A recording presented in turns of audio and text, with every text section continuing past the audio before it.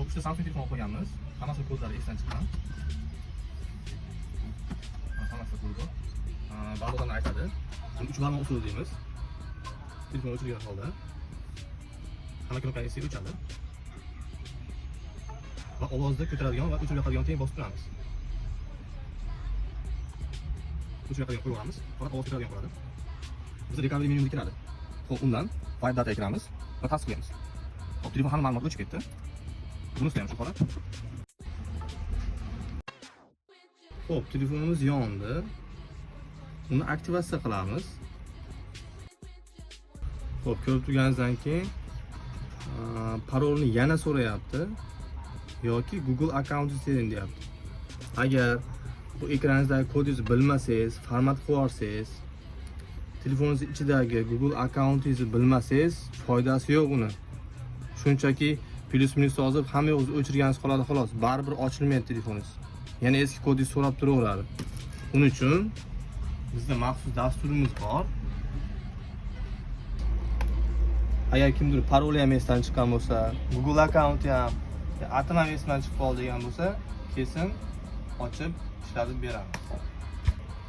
Mana bizning maxsus dasturimiz. Hozir mana ikkinchi telefonimiz ham xuddi shu.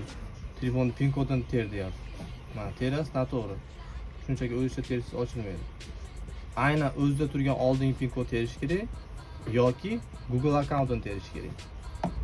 Telefonga zbros berilgani uchun himoyasi, buni FRP deydi. Shu himoyaga tushgan.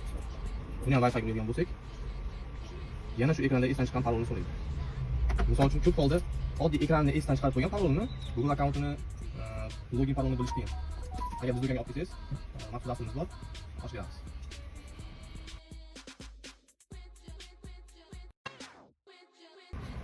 Hop, ko'rib turganingizdek, telefon ochildi. Buni aktivasiya ko'rsatamiz.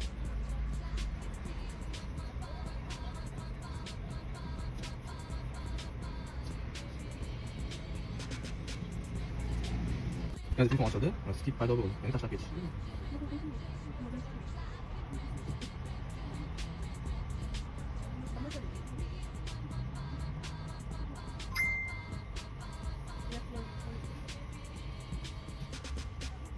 Kimga yana shunaqa xizmatlar kerak bo'lsa, Gold Mobile'ga obuna bo'linglar, do'konimizga kelsanglar, ishlab bitirib beramiz.